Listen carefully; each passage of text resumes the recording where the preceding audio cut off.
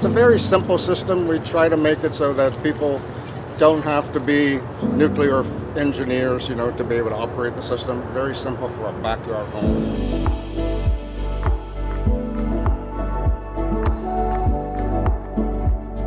This workshop is exciting because we have Generation Renewable coming in to talk about the off-grid solar system. This system is one of a kind because it does run off of solar alone. So they're going to come out and do a short presentation and talk about what's needed to actually implement this, in your own home. Chef Mirko, the executive chef at the Hyatt, has offered to do a cooking demonstration with the tilapias, how to best prepare it, and then provide lunch for everybody. That'll be exciting.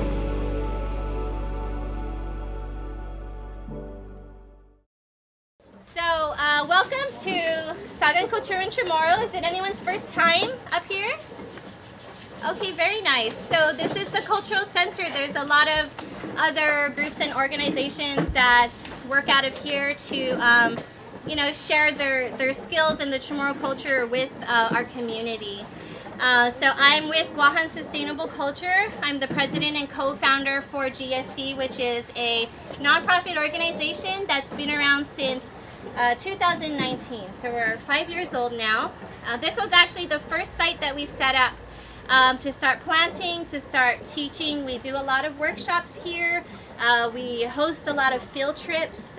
Many students come to check out the aquaculture system, to check out the garden, and then they have cultural events here a few times every year. So we usually set up here, provide free seedlings and seeds to people who come by, and then just share with them what we're doing here in case it's something that they want to learn and bring back and implement at their home. We also have an after-school program, a summer school program. We work a lot with the children right now. And our office is mainly at Chamorro Village, where we run our programs out of there, but we also have an online store that sells fresh local produce. It's one of our programs to help get local produce into the community and support the local farmers here. But thank you for being here today. This project wouldn't have been possible without UOG Sea Grant's help. They did provide the system to us, so I want to thank them. It's a really good partnership that we have with them, as well as Generation Renewable, who helped us get the solar up.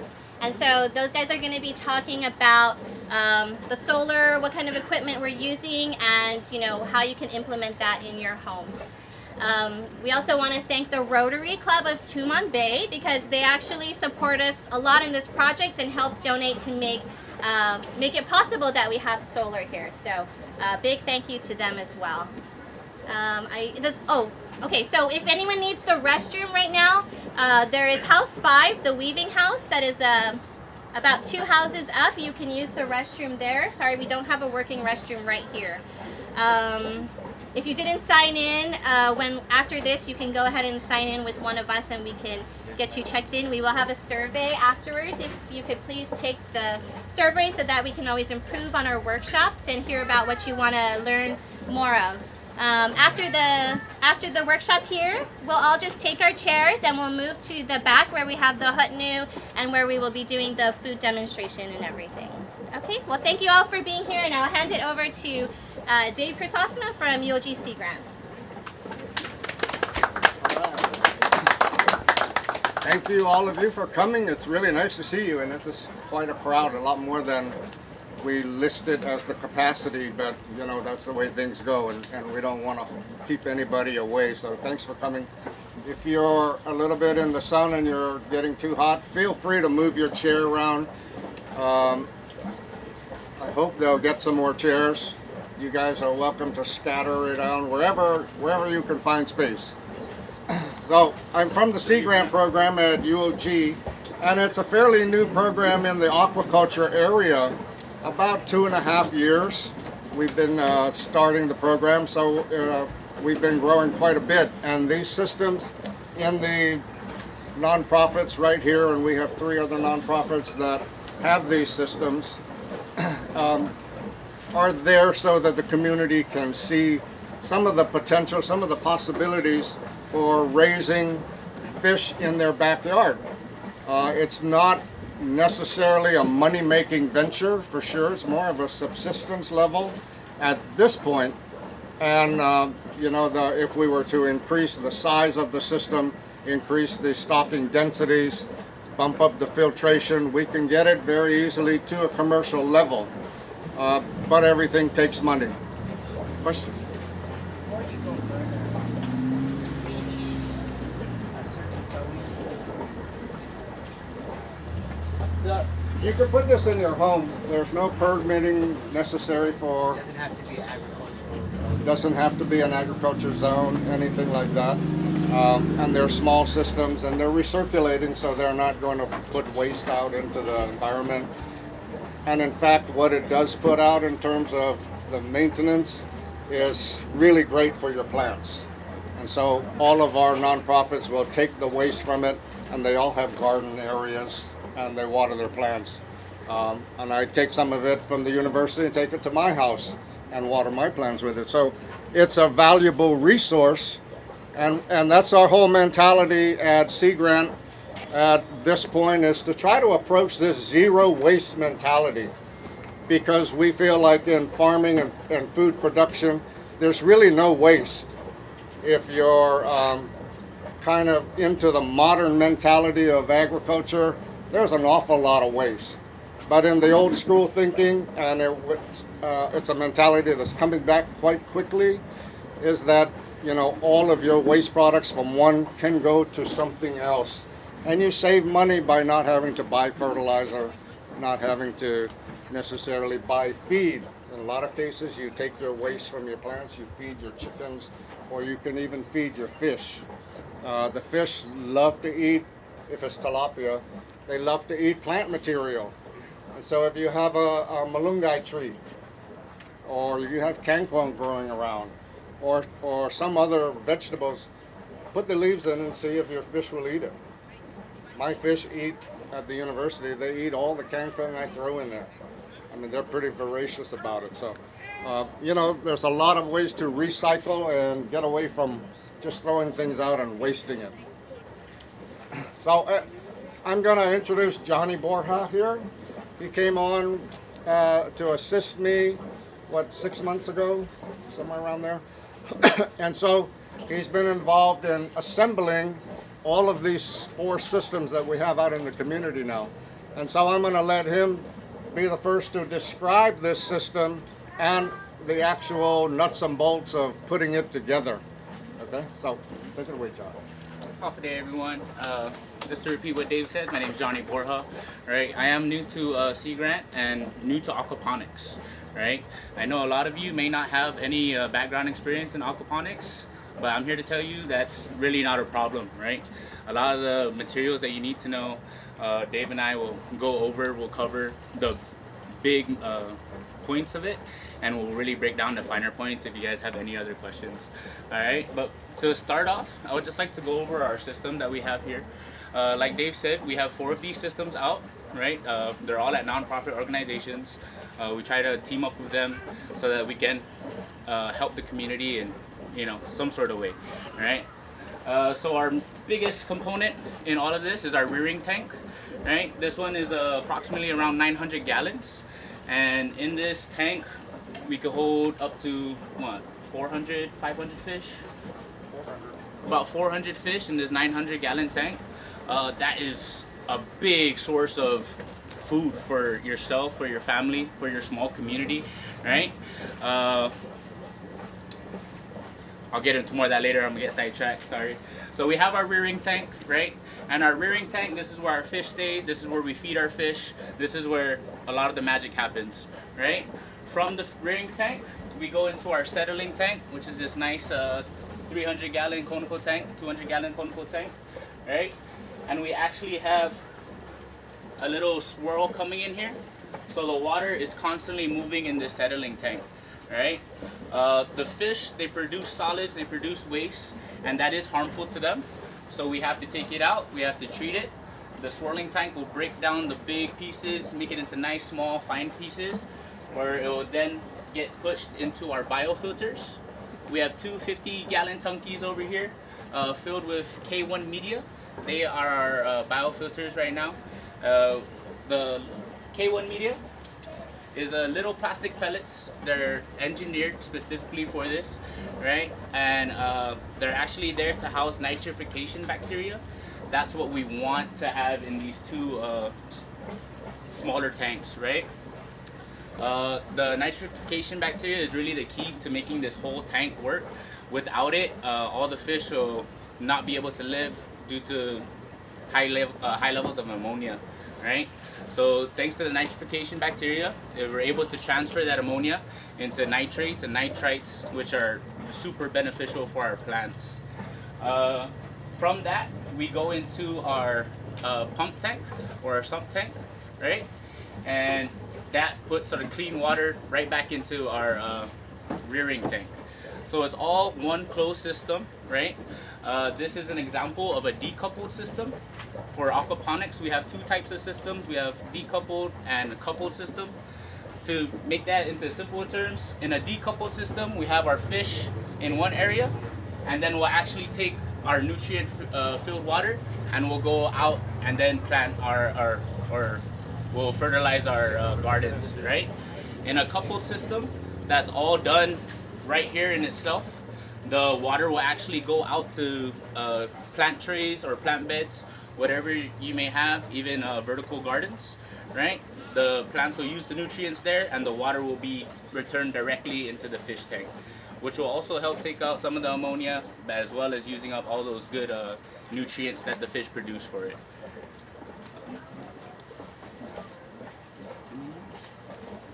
Let's see. About the uniseals? About the uniseals? Okay. So a lot of our components are put together, right? It's very basic plumbing. You really don't have to have a lot of knowledge about that. What we utilize a lot are uniseals, where you could purchase them. They're the new version of like bulkhead fittings, if you guys are familiar with that. Those are more old style, where you have the actual connectors and then you would screw it on. What we find is when we have those, it's harder to install, and at the same time, if something goes wrong with the system, it's harder to take apart and it's harder to repair. So we try to make it as plug-in safe, you know, friendly for you guys, so that the system's really a lot easier to use. Yeah.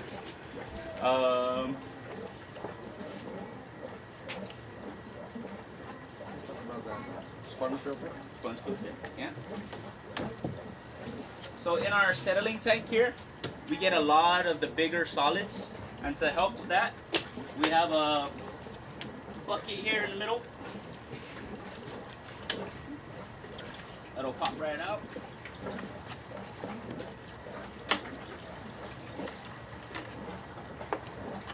And this bucket here was just DIY, right? We have two black foam pads down at the bottom there, and that's really our main source of filtration there, right? It really keeps out all the solids, and it makes the water have just very tiny particles going into our biofilter. That's what we want, so that the nitrification bacteria doesn't really have to work hard. If it gets too gunked up in there, if it gets too built up in there, then we're not gonna have the right balance that we need in order to get that nitrification bacteria. We're gonna have a big buildup of ammonia, and then that's when we have to start worrying about our fish, right? So this is our first line of defense. And this is also the most laborsome part of this whole system, right? We recommend we clean this out about 2 times a week. It does get really gunked up, especially if you have a lot of fish in your tank at the moment. So as long as you keep this clean, keep the water flowing, everything else in the system should be flowing real nice and smooth. If you guys have any questions, go ahead and start. Okay. For the environment that we got, you know, where you're gonna constantly add water or rain's gonna constantly be put into it, how do you regulate stuff like that? If you have to constantly add water or take water out, what regulations do you, how do you follow that? We add water simply based on the level of the water in the tank. And so everything is placed in here for gravity to take advantage of gravity and the fact that water flows to meet its own level. So as long as we don't have anything blocking the passageway between the tanks, the water's going to flow in and it's going to fill up to the adjacent tank next to it. So Okay. if it was to rain, if it was to rain, do you have like a runoff? Is there a We, drain? yeah, that's a great question. We have situated our biological filter tanks lower than this tank. And so if we were not covered and we had a lot of rain, it would fill this up, but it would only overflow from the filter tank. So our fish would never come out, right? The tank, the level of this tank here would never go higher than the level of that biological filter, that 55-gallon drum. So it's going to build up and flow out of the top of the biological filter. All of our biological media, that K1 that I'm passing around, they're all in these net bags. And so they're contained within the system, right? And the water comes in, flows through the bags. And periodically we have to clean off the bags because some of the solids eventually accumulate on these bags as well. And so we really love the KISS principle. You know, that some people say it in a kind of a nasty way, but it's keep it stupidly simple. And it's not to insult anybody, but it's to keep it at the level that is easy to manage. And it's just, you've got to come here every day and feed your fish, unless you want to automate everything and automate the feeders, which I don't recommend, because you really want to see it every day. Because you never know what's going to happen. A fish can get in the pipe if your screen comes off for some odd reason, and the fish will clog up everything. We've had a piece of coconut shell get in there. Who knows how it got in there? But different people come around and, you know, a kid might have thrown it in there. We don't know. The problem is, we want to get it out. We want to fix it before it becomes a serious problem. So taking a look at your system every day is critical. And most families, you know, they love coming out. Boy, if you've got kids, they'll be the first one out here in the morning to feed the fish, because the activity of the fish is very inviting for most people, right? It's kind of exciting. Yeah, so I'll let Johnny go ahead and finish what he wants. Any more questions? Yeah, Joe? How often do you have to check the water level or the water for? You want to check the water level every day. Every day?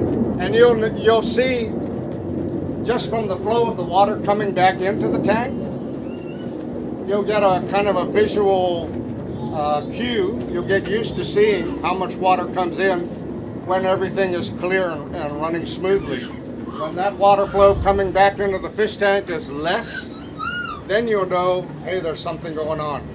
And you just check a couple of areas that could get plugged up. And if they're clear, then what most people do is just call me. And I can tell you what to look for, or I can come down and help you look for it.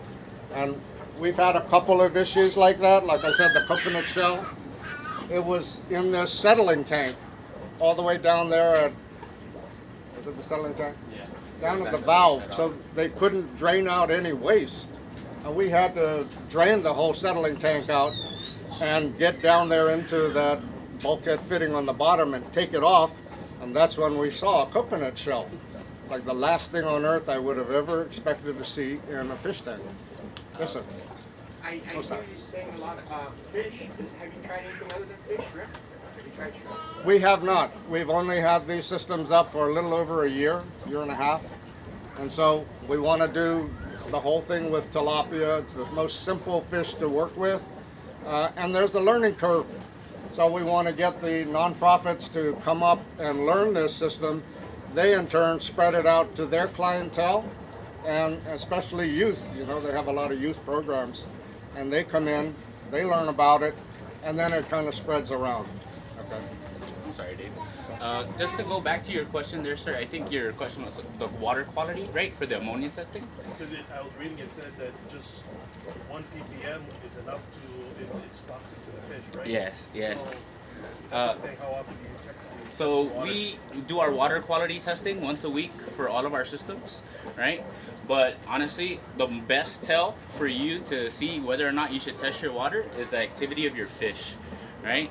When you come every day and you feed your fish, when these fish are nice and healthy, they're all over the place in the morning. They're splashing, they're jumping. They'll jump, right? They'll come out of the water and they're very active. You come back the next day, the following day, they're not as excited, they're not as happy, they get really lethargic. That's a very big tell sign that there's something wrong with your water quality, right? So if you do have that the chemical testing kit at home or the actual meters, then that's when you would really want to test it, see where you're at, and sure enough, if they are lethargic, most of the time your ammonia is going to be high at 1 or 2, even 2 parts per million, which is getting into the scary zone, right? What part were we expecting die off? You can get stuff dying off at 2 parts per million. Yeah.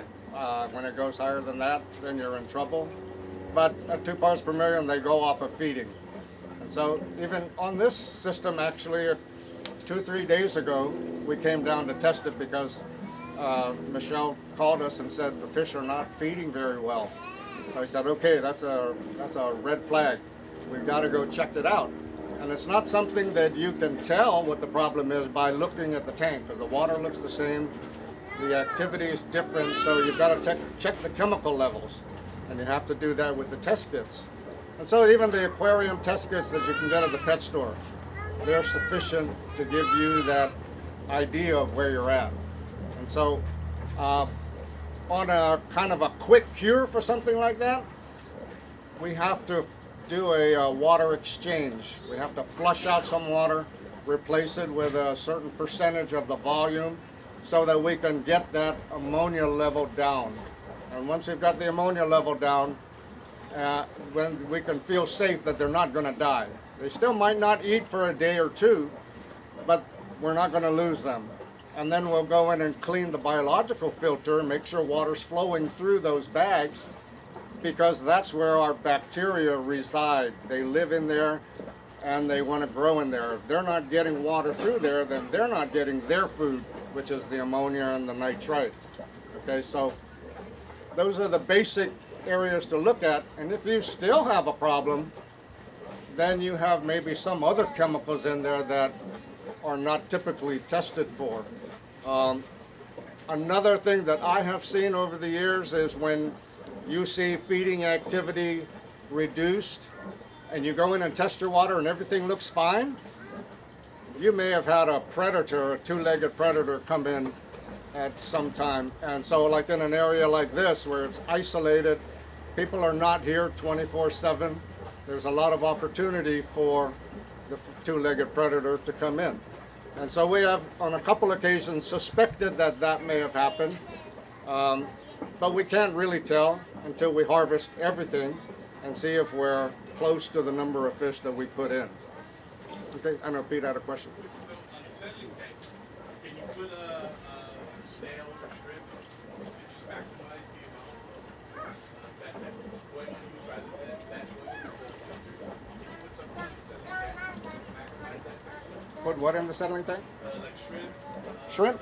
snails, or any other ones that can live in that and still be able to produce something. I know that shrimp are used in aquaponics, in some components of the aquaponics, but I would not put shrimp in the settling tank because it's coming straight from the fish tank, which means it's the highest point of ammonia within the system. And shrimp are a lot more sensitive than tilapia. Okay, so we've got one of the hardiest fish in the tank right now, with the exception of catfish. And we're going to introduce catfish together with our tilapia a little bit later. But the catfish, I mean, you can hardly kill those things. You'd almost have to shoot them to kill them, right? They'll get out, jump out on the land, and they'll be alive the next morning, as long as they haven't dried up. Yes, sir. Skimming the wastewater from the top. What about the sediment at the bottom of the tank? What do you do with that? Very good question. And it generally, in the past, has been the situation that you put your drain in the center and the bottom. But depending on the fish you're using, you may not need it. We don't need it with tilapia because they're scavenging all the time. They're down on the bottom, they're going through all of the sludge or debris that has settled on the bottom. So they're resuspending it. And it's going to get up into our exit pipe going into our solids. So we've never had a build-up problem of sludge in there.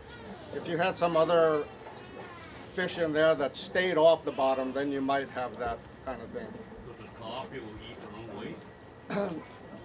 Tilapia will scavenge through everything that's down there. And generally they're going to be picking up food that hasn't been eaten. So these pellets that we put in, if they're not eaten, they'll eventually get full of water and sink to the bottom. And they'll break apart. So the tilapia will go in there and suck everything up.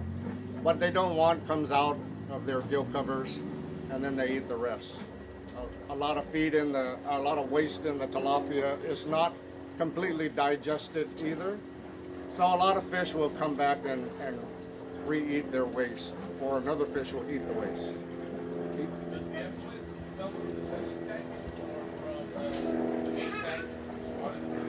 It comes out of the solids tank. Because this solid settling tank has a conical bottom, it's very easy, it's much more efficient in collecting the waste. Okay, so just the way we have the direction of the water, this is called a swirl filter, and it's a little bit of a modification from our initial design. Initially we had the water coming into the center of the bucket, flowing down, and then coming back out, and we expected the solids to continue to settle while the clearer water came up and exited the tank. We didn't find that was very efficient, so we switched it almost completely opposite, where we have water coming into the settling tank and giving a directional flow, and then coming up from the bottom of the bucket through those sponge filters.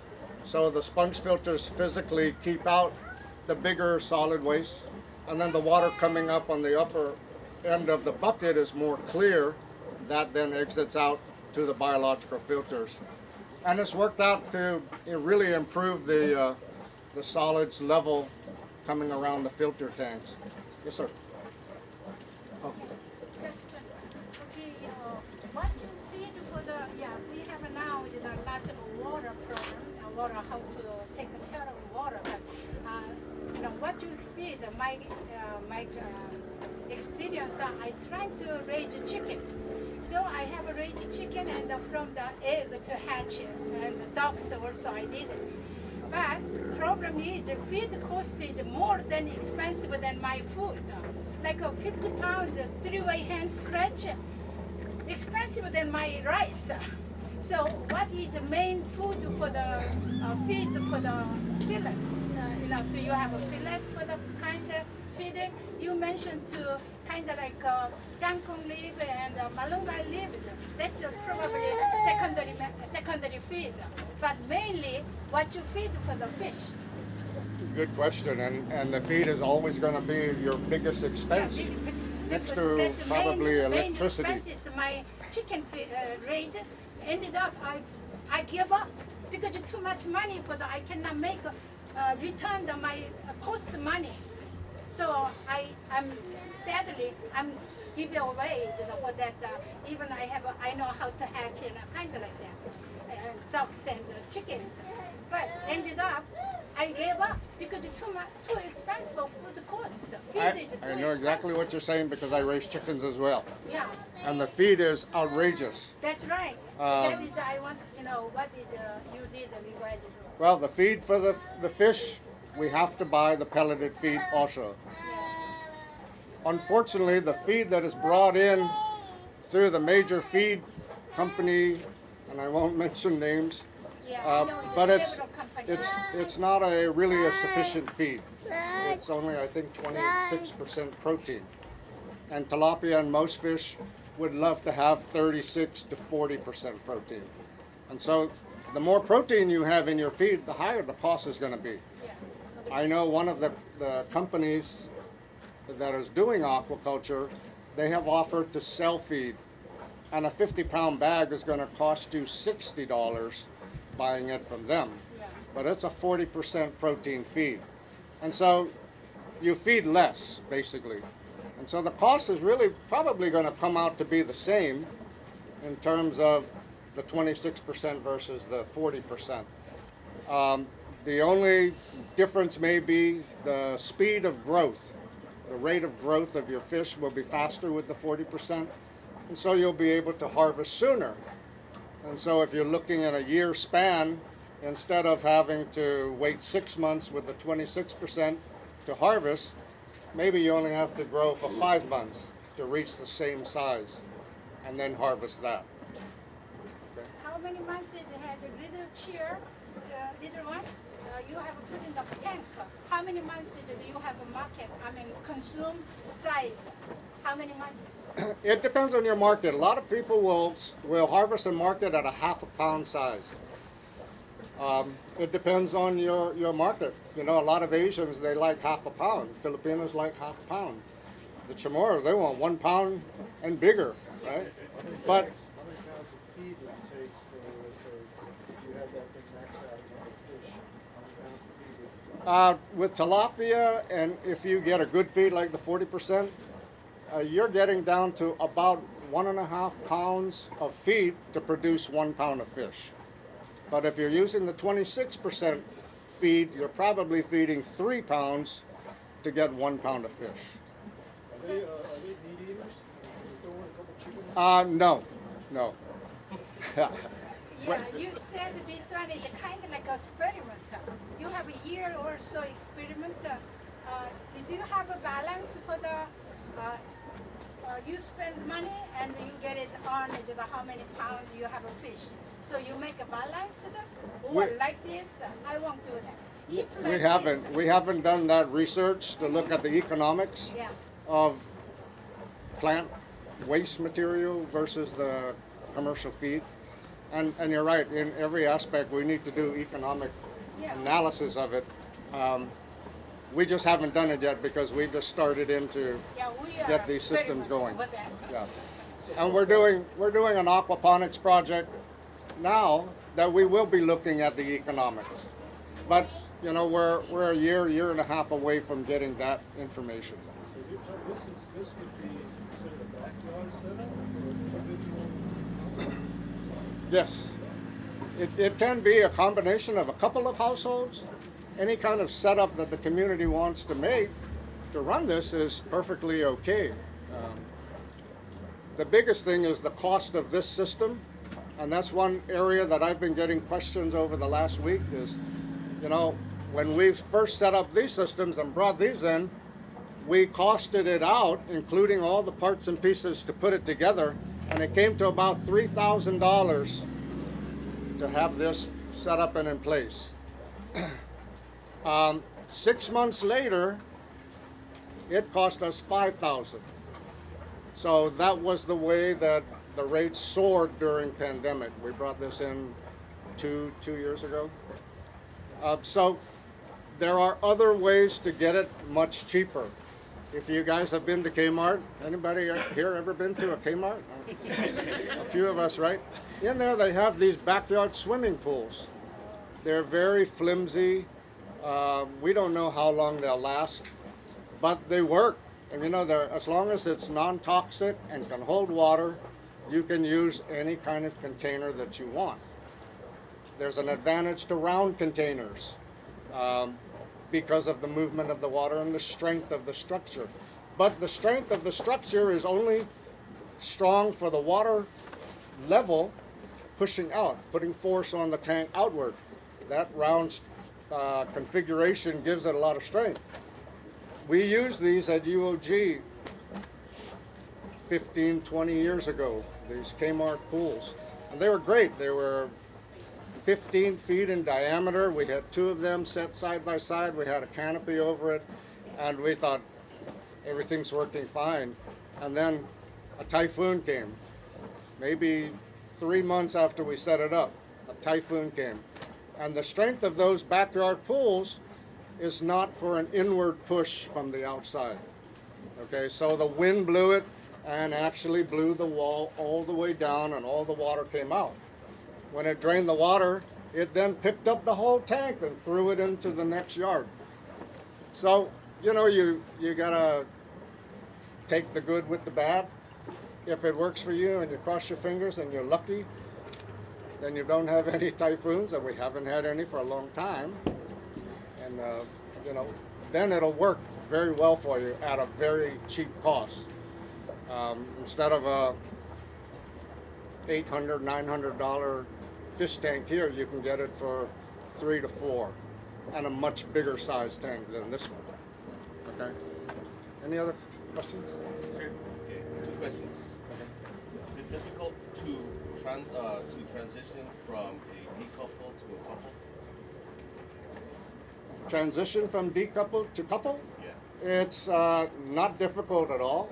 Any of the aquaponic setups, from decoupled to coupled, and even there's a newer one out called a microbiome system. It's just a matter of plumbing. What's the ideal temperature of the water that we're looking at right now? The ideal temperature we want to work with is ambient. Even if you did not have this cover over your tank, your water will never go above about 81 to 82 degrees Fahrenheit, because water just holds its temperature very well, irregardless if there's a breeze, intense sunlight, rain, any of that.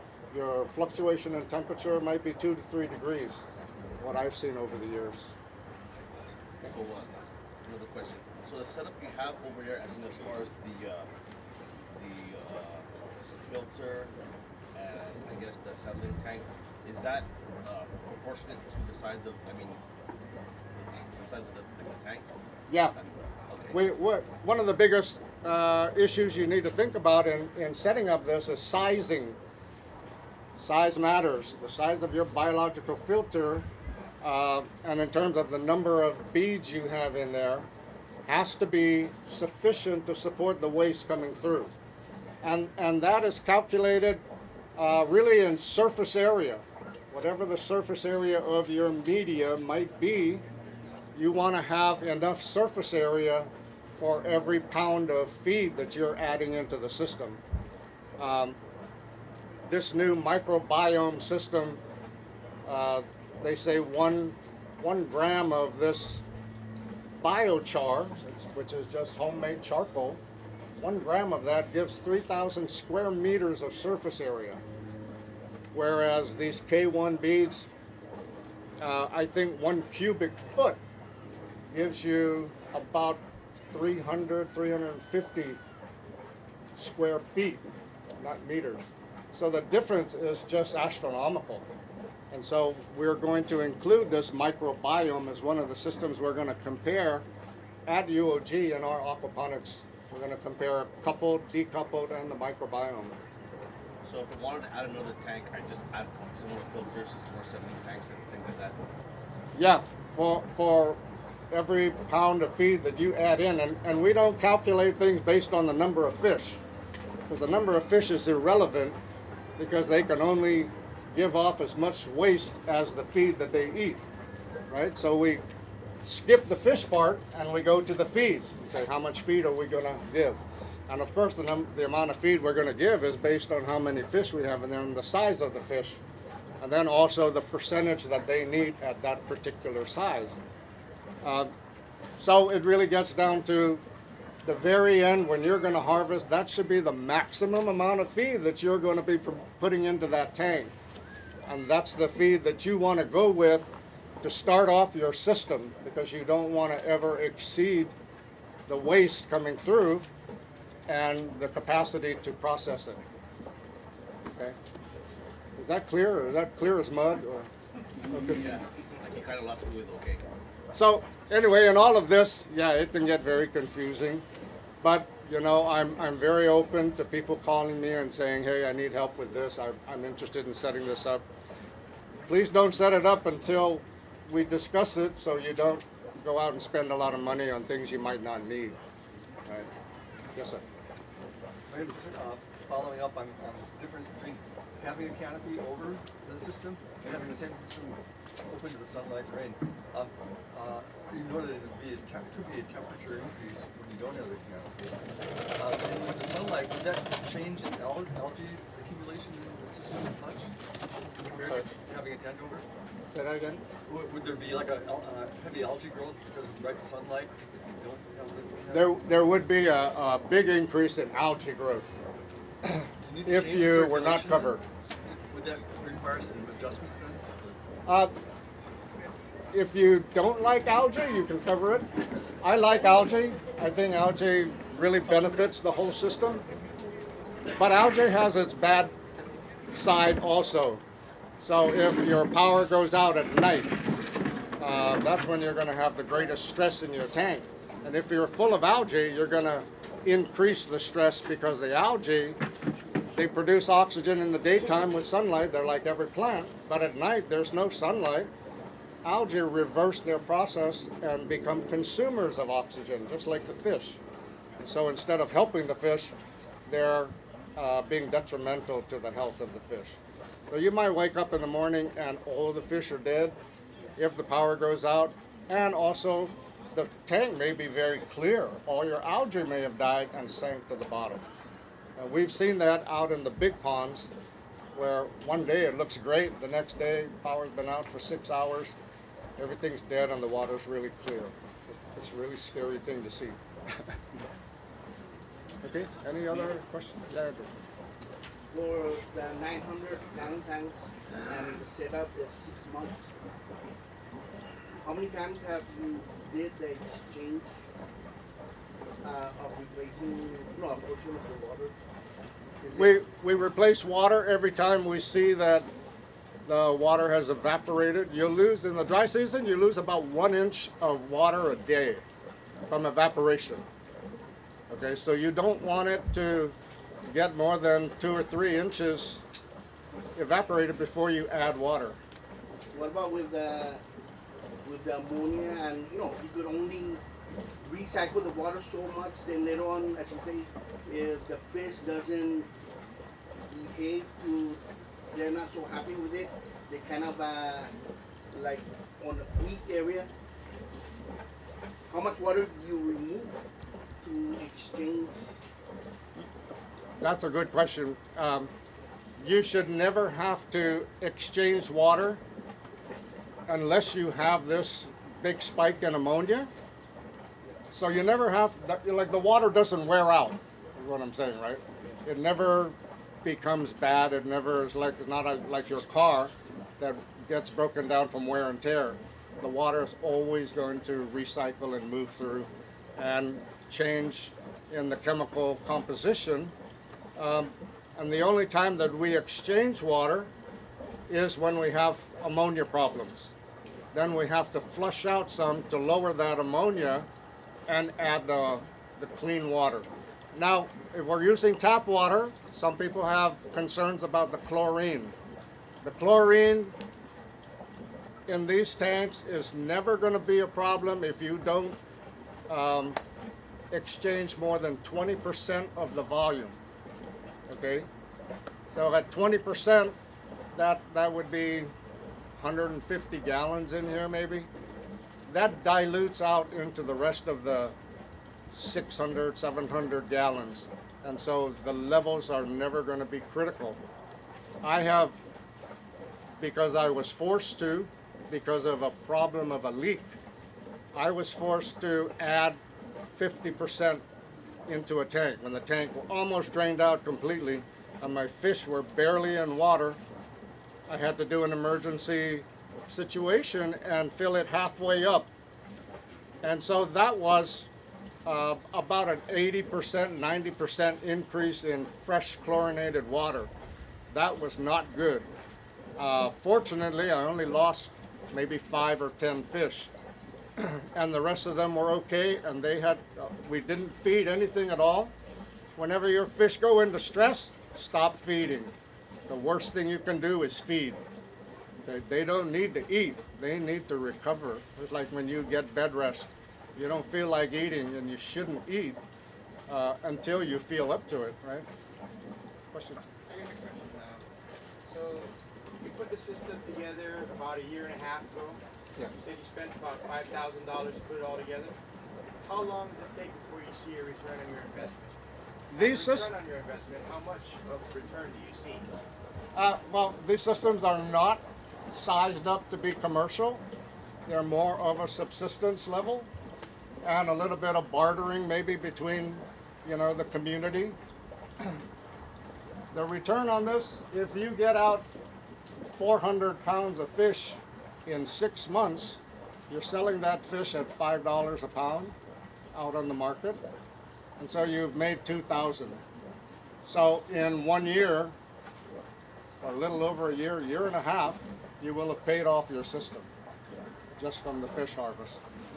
You won't have paid off your expenses, which is your feed and your power, right? But on this size of a system, it's not possible to do that. There are other systems that are very intensive, and they produce 0.75 pounds of fish for every gallon. And so that means we would have, 600 pounds of fish in a 900-gallon tank? Something like that. A lot more than what we want to put in. If we can get 400, we'll be happy and we'll be maxing out this system. Okay. Where do you get your fish? Where do you get the fish? That's an issue. Right now you can get the fish from Core Seed, which is the company that leased out the UOG Fidean hatchery facility. They're producing tilapia as well as shrimp, and they do sell tilapia fingerlings. Sometimes they're pretty large fingerlings, but they're quite costly. There's not like, most of the commercial farmers like Benny, he would order fish out of Taiwan or China and get it for a penny a piece, right? Or maybe less, depending on the quantity. Core Seed is charging $1 per fish. So if you can get it up at the biggest size possible, then you might be doing okay with it. $1 is that? That's about $3. And Andrew here also raises tilapia, and he does breeding. So you can go to him and strike up a deal. No, my other question is, when I first started, I was trying to make a decision of what tank to get. Is it more, like this is a 900-gallon tank, but some 900-gallon tank, it's more narrower but deep. Which is the preferred? It's not, the only problem with the deeper tanks is it takes more energy to get air to the bottom. And there are ways around it. If I had a deep tank, I would pump my air in up here, but I would pump it into a tube that goes down to the bottom, because your energy for getting air in here is all that you're going to pay for. As that water rises up, it's pulling water up from the bottom. So you will get the circulation from the deep water and not have to pay for that expense. But with the area on it, they say right now you have like 400 pieces of fish during a power outage, and it just so happened that you're not there to energize the generator. If the fish starting to get some oxygen, is it you're only gonna have some fish hold memory on the vertical trying to get some oxygen? But that's why I'm asking, is it preferable on a wide, shallow, or? I know what you're saying.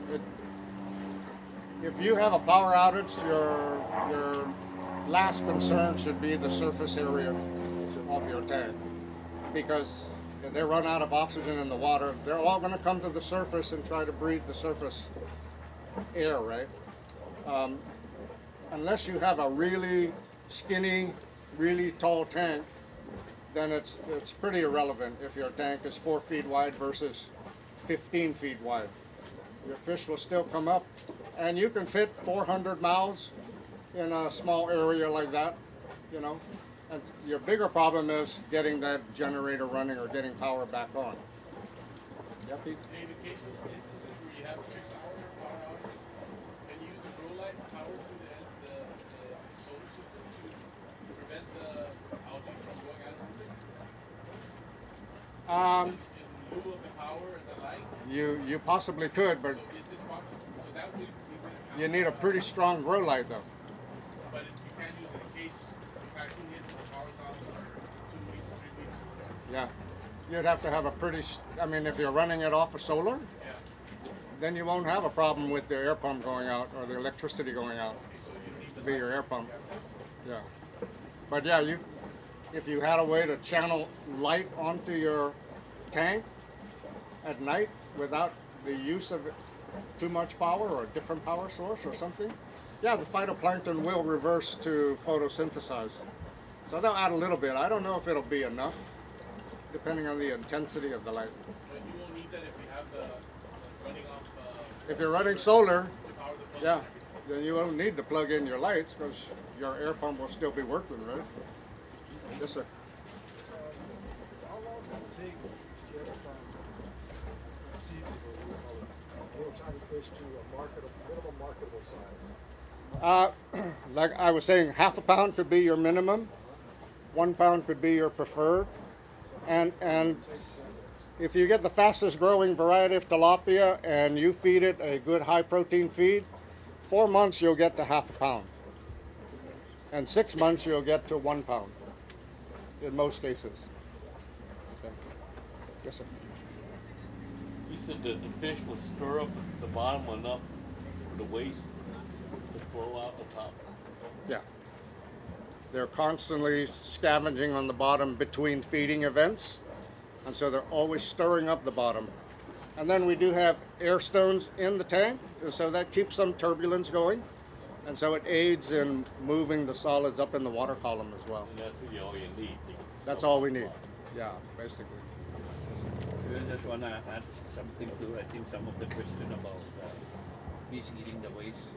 To prevent that, you get the floater type of fish feed, so they limit that amount.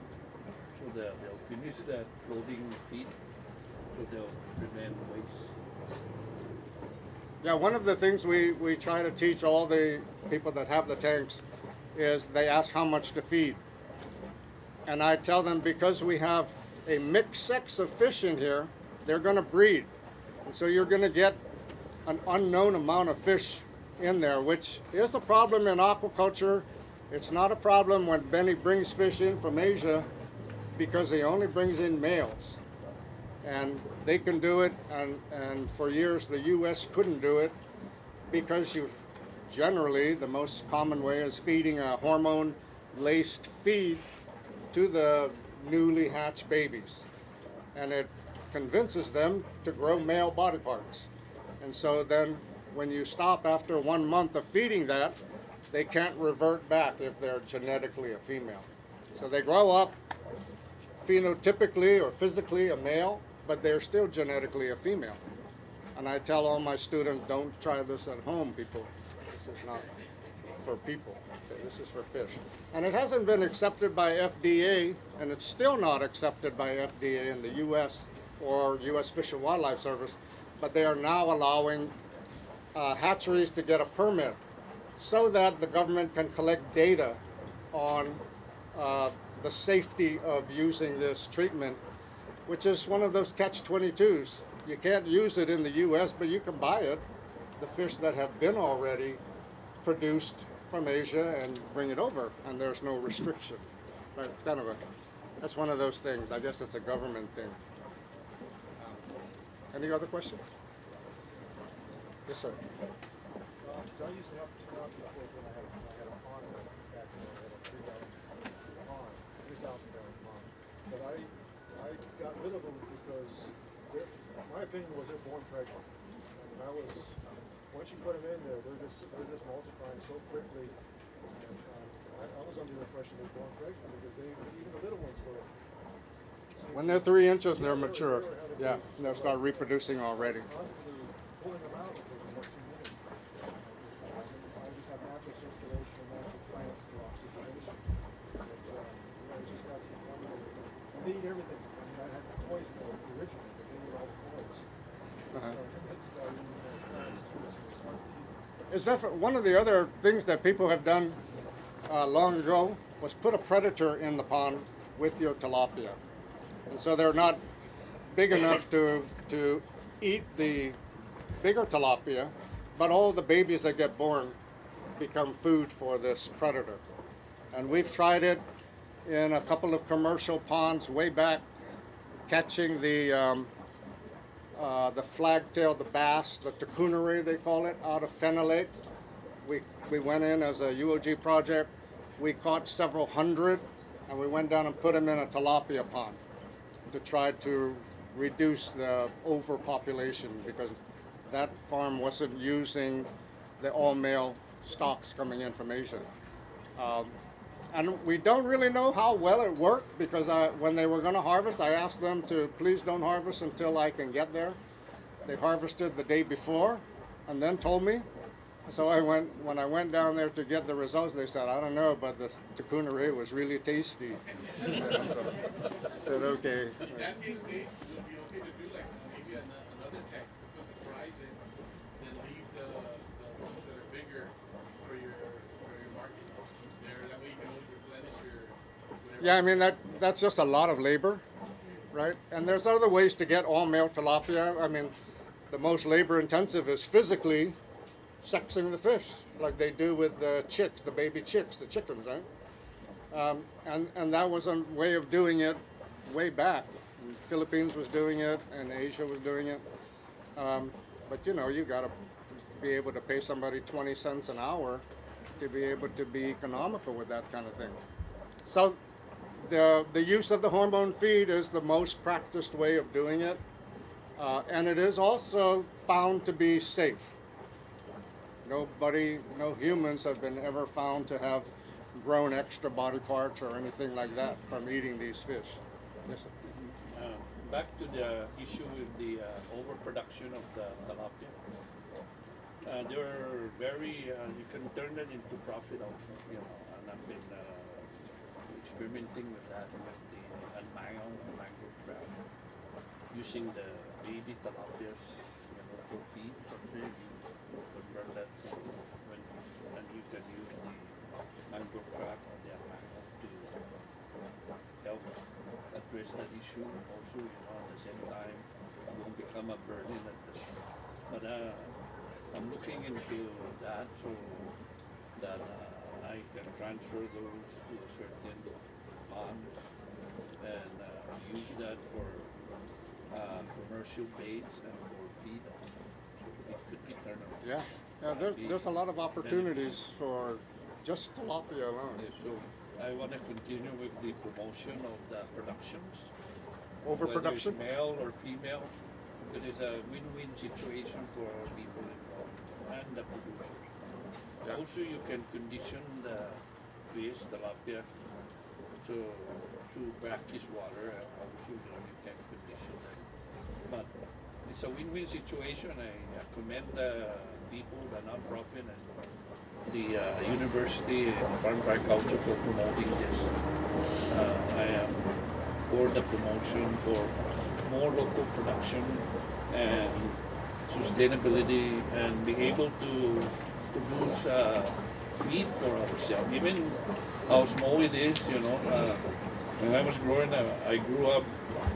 My grandfather, my grandparents, my parents were farmers also, and they were very practical farmers. You know, all this recycling the waste, recycling the water. But I remember back when my parents were doing practically everything, you know, for sustainability, from producing the cows, carabaos, pigs, chicken, shrimp, you know, at the stream. But everything is being recycled, like the fence of the pig, 100 by 100, where they keep the pigs in for pen. My parents, during dry season like now, they'll move that pig, rotate it, and then they'll start cultivating that area, and they'll plant vegetables, you know. So I really commend the people that are doing this. to me, I believe it's a win-win situation for the people of Guam. So thank you for introducing this and promoting it. It's very good for the general public and the community, so thank you. Yeah, you know, one of the issues we've had since the beginning of aquaculture in Guam has been having a hatchery that could produce what Benny needs, what Andrew needs, and what some of the other farmers need in terms of their stock, you know, at a affordable cost. And so one of the projects, after all these years of that never working, I mean, even though UOG got the Fidean hatchery and they were able to provide some tilapia and some shrimp to the farmers, it just wasn't enough. And so we've kind of reversed our thinking that why don't we get each farmer to have his own hatchery. So Benny, we've got a project submitted, I don't know if we'll get funded for it or not, but it's to install a modular tilapia hatchery at Benny's farm, and then also one at the university, so we can then train people how to do it. And the cost of these systems would not be so great. I think $1,000 you can get a system that you can produce 10,000 tilapia a month. So it's plenty more, and if it's more than you need, then you can turn around and sell it to a farmer that does need it. And at the same time, we'll be applying for that permit to be able to use this testosterone-based feed, so people can start producing all-male tilapia. Yes, sir. How available is your organization to come out for consultation? Is that something that As available as our time permits. So basically, it would be me or Johnny. But is that something written into your grant that you provide community? We provide the community with assistance, and you know, in terms of consulting, knowledge, education, that kind of thing. In terms of hardware and a system itself, we do have a project that is funded, and we call it the Community Backyard Aquaculture System. And that project hasn't gotten off the ground yet, but in that project we intend to install up to 20 systems. And I say up to because it depends on what the cost is going to be when we finally get that thing, all those equipment ordered. But that will develop, and probably over the summer we'll introduce that program, because it's going to require anybody interested in it to go through a 40-hour training program first, instead of the opposite. What we're doing here is we install the system and they learn on the system.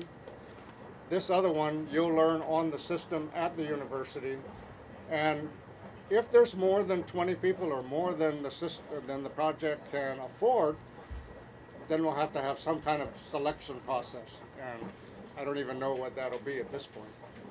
Okay, but there's an opportunity for up to 20 more systems to go out in the community. And this will be to single families, okay? Or it can be to groups. Any other question? Yes? Can you, I know you discussed about the tank.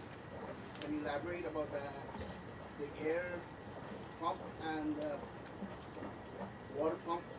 What size, how do you? In this system, we wanted to go with a very low cost, energy-wise, and also low maintenance. So this entire system runs off of one air pump. It's a 100-watt air pump. When we purchased it, it was about $250, $260, something like that. And you can use air to move water through an airlift system. So you don't need a water pump. Personally, I hate water pumps.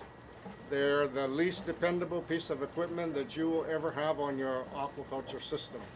So if you depend on them and they go out on you in the middle of the night, you could have a crash. And so I prefer the air pumps. They're much more dependable. We've had this one going 1.5 years. The water pumps I have at the university, because the system came with it, we've had to replace that pump every year, that water pump. And plus it's a 1 horsepower water pump, which gives you a power bill of probably $400 or $500 a month just for that water pump. Whereas a 100-watt air pump your power bill is about $100 a month. And with the solar system, your power bill is zero. Okay, you know, we can discuss more stuff later, but I don't want to hold up Generation Renewable because they do have to get out. They have some calls, I know. And so, Say one more thing.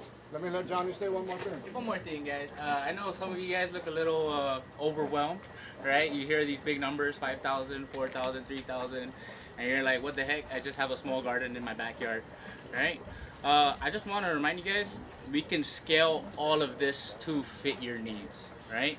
There are a lot of aquaponic systems out there where they don't eat fish, you know? They don't like fish, so they get pretty fish. They put koi fish in there.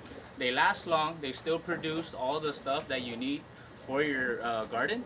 And you don't have to necessarily worry about that overpopulation. You don't have to have a huge tank like this, right? So really scaling to what your needs are, to what you want, that's the real key to making all of this work, right? That way you don't have to buy as much food, you don't have to have as much water, you don't have to have all that startup costs, right? Really scale it to you, find what works, right?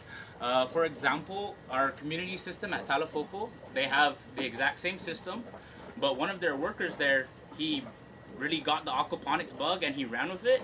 He started catching all the little tilapia, all the little fry, putting them in little aquariums, right? And then making little water features with like bamboo for inside the office, right? Super small scale, proof of concept, and still aquaponics, right? So whatever your needs are, really try and find a way to make it work, to make it work for you. And like Dave said, we are here to try and help you guys and see really what works on Guam so that we can share your success, your progress with other people, you know. We are relatively new to the island, but the government fortunately is behind us. They really want to push for food security on our tiny island, and this is one of the ways that we can do that, right? Just for some of you guys, you know, because I know not everyone has a big 1 acre farm at home, you know, but then again, at the same time, if you focus more on the aquaculture, all that water that you produce, yes, you're replacing more water, but people can sell that water for natural fertilizer, you know?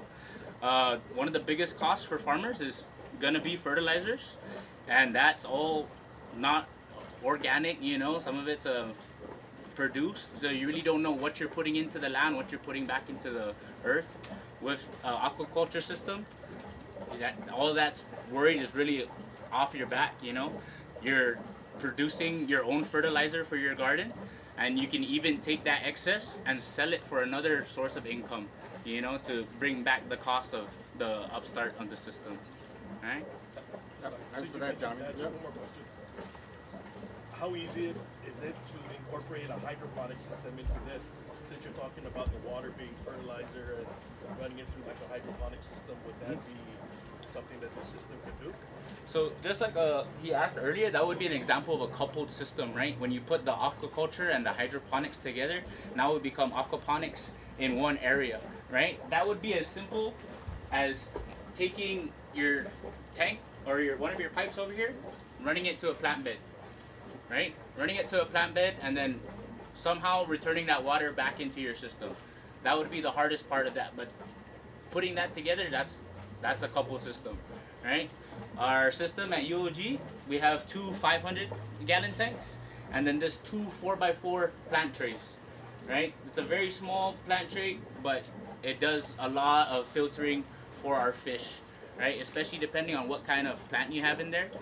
We used to have kangkung. Great thing about kangkung is it grows like crazy, right? You can't stop that thing from growing as soon as you plant it. So all that excess that you're not harvesting, back into the pet tank for food for the fish, right?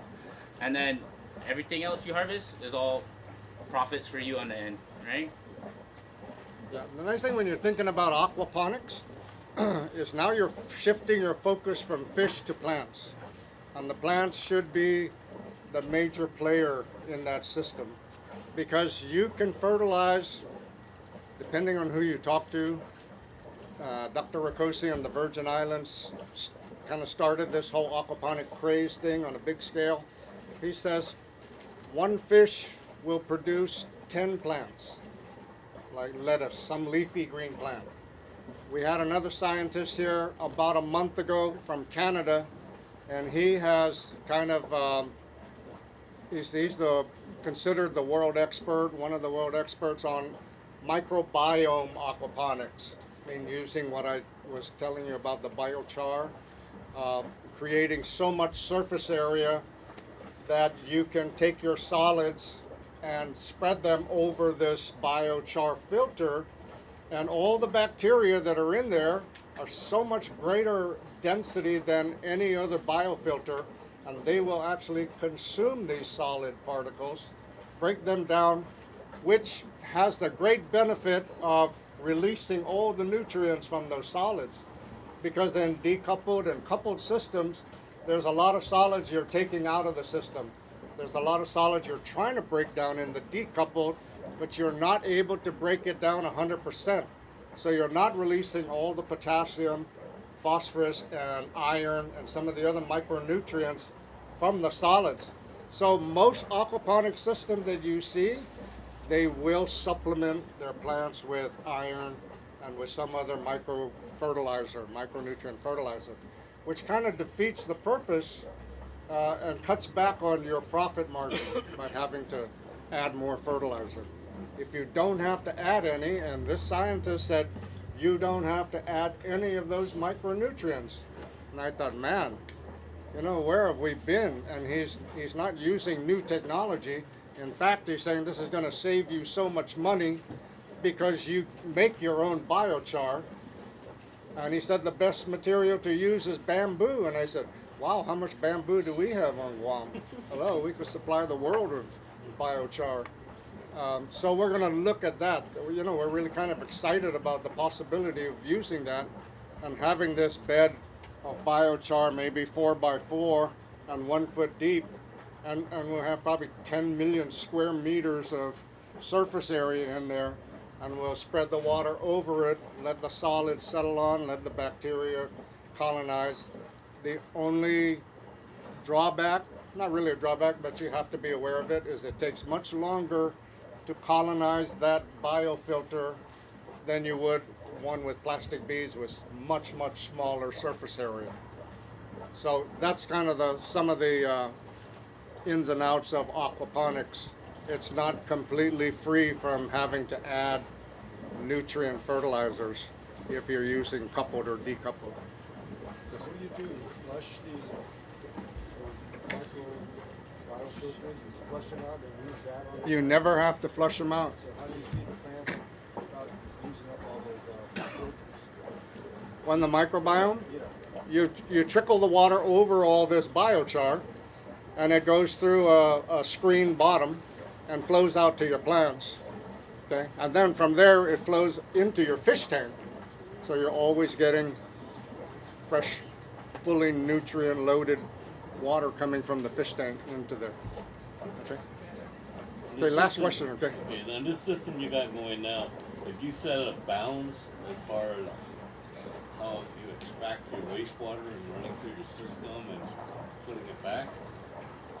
We're balanced to the level of the feed that we're putting in.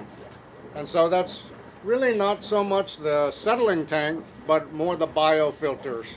So that media that was passing around, we have to have enough of that in there to handle 2 to 3 pounds of feed that we're putting in here every day. Okay. Would you use an airlift to bring more wastewater into your system? Is that more effective, or?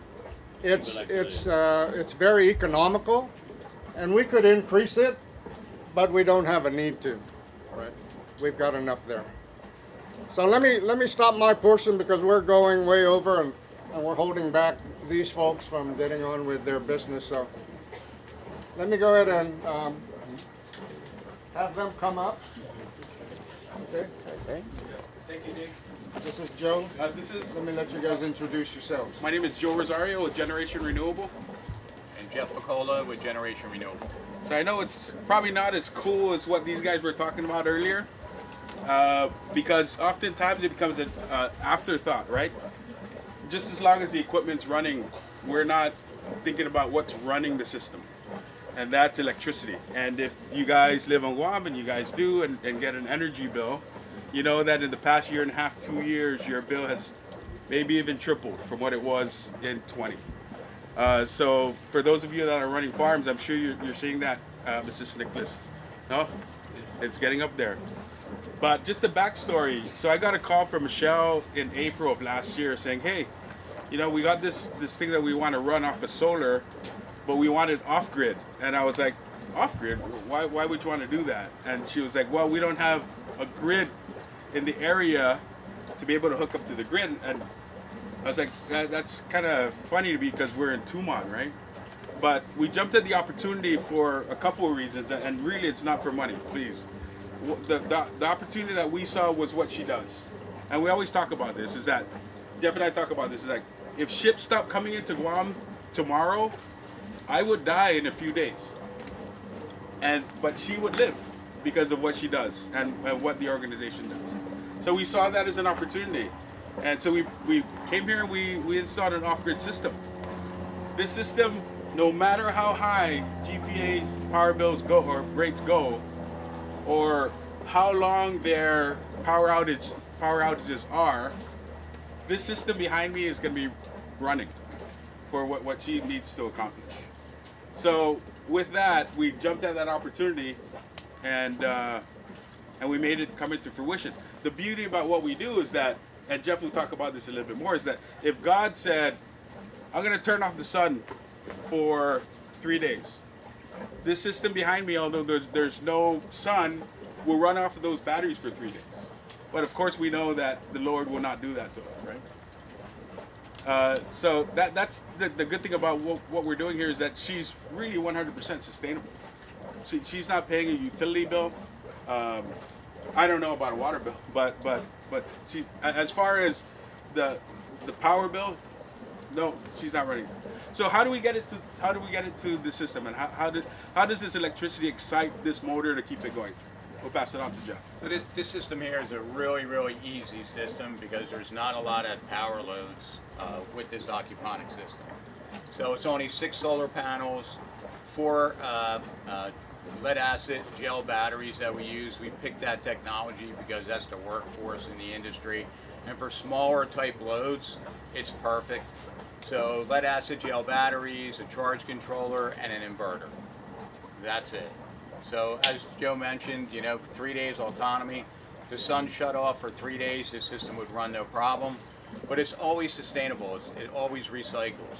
So at night, the system's running off the batteries, and we always oversize the batteries a little bit just to make sure that we have enough power.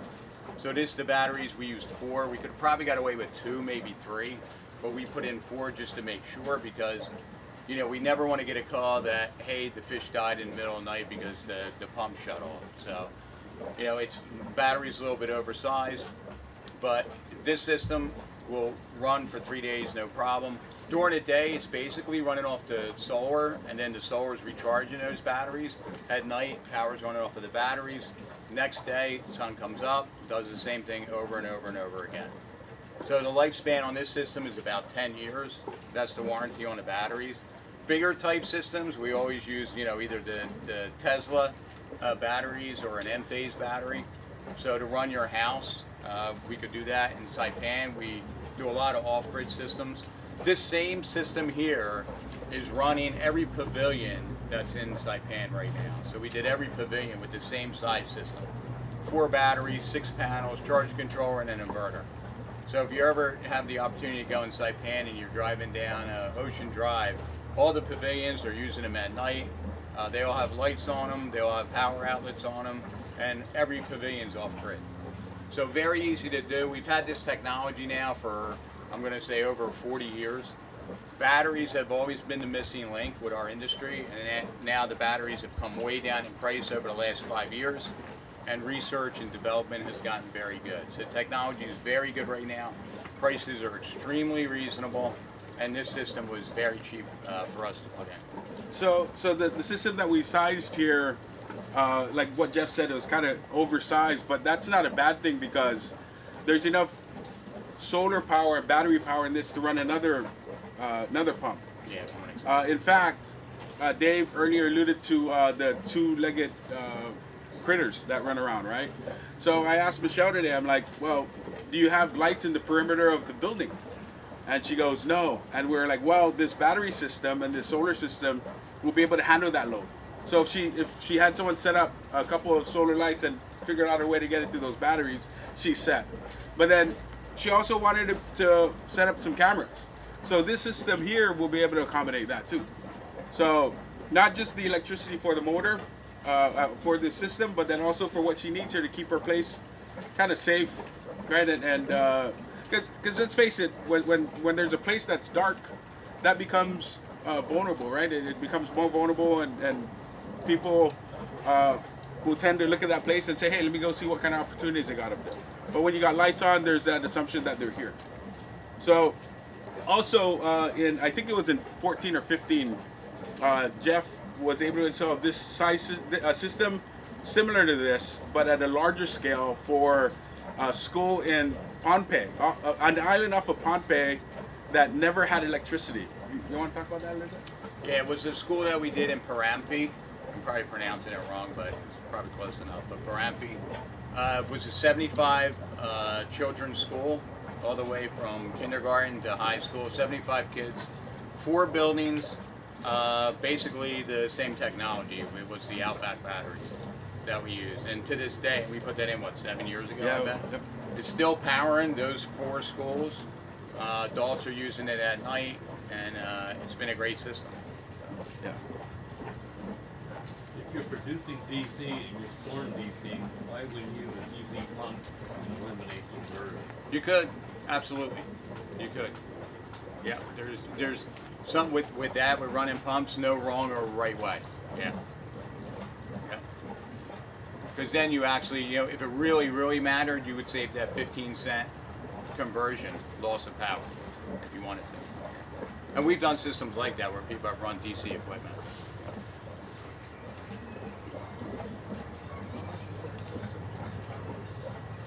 Pricing this system, 6 panels. This system probably, this is a retail plus labor install, was probably about $3,500, somewhere in that range.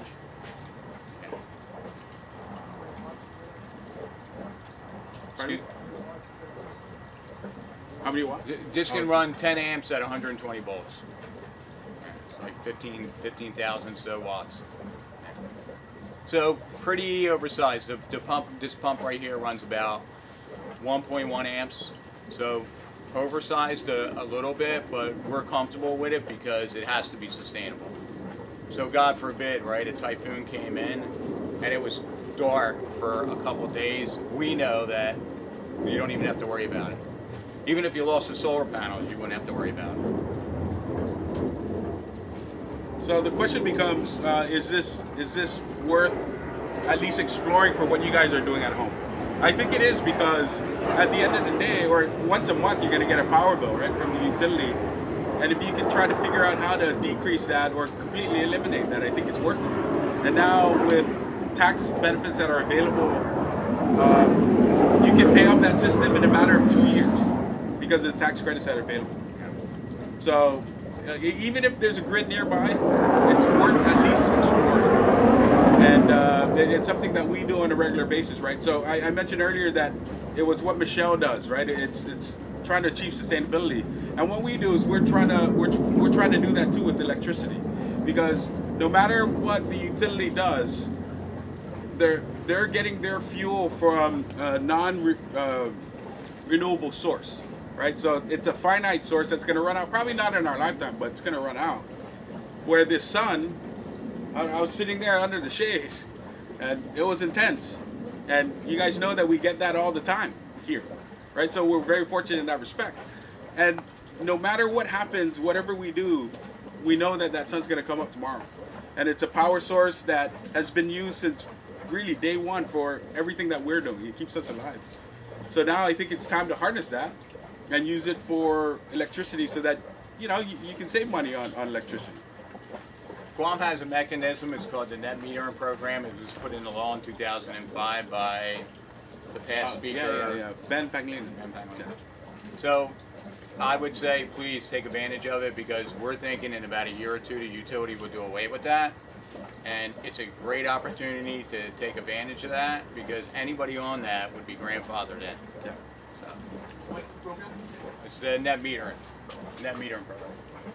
So 2005 it's been law, and we've been taking advantage of it. And it's retail rate, meaning that for any kilowatt hour you export, you get paid the same price back, or credited that kilowatt hour back either way. They don't pay you for it either way. They used to, but they credit you a kilowatt hour. Yeah, you never know with the utility, but they've been pushing back on that, and it's loss of revenue with them. I think we got a couple years. I tell you what, Yeah. they're not thrilled that I have solar system at home with batteries, or that Michelle's running her system off grid. They're not thrilled about that, right? Because it's a loss of their revenue. And that's it. And that net metering, that if your grandfather didn't, that value is still paying. Yeah. Yeah, you'll get that that's dollar for dollar. That's right. Yeah. Site It's not. Well, there is a max, there's not a minimum, meaning that in a residential you couldn't go over a 25 kilowatt AC on residential. But if you had several properties and your No, as long as you have separate meters on those properties, you can use it for every property. Yeah. Good question. Yeah. So, look into it, take advantage of it. I've been paying $15 power bills for almost 10 years. Yeah. I know you have been for a long time. Yeah, my wife looks at our power bill and she smiles at me. I'm like, that's the time I get a smile from my wife, but I'll take it. I'll take it. you guys save about $500 a month. No, 15. No, how Oh much- yeah, about $500-600. Yeah. Yeah. So, thank you very much for your time. Yeah. How do we get a hold of you for more information regarding this? Do you have a card? Oh yeah, I do. Yeah, please. But our company is right here and our name, and please get a hold of us. You get a co-op membership discount? Nobody's ever asked me that. Let me look into that.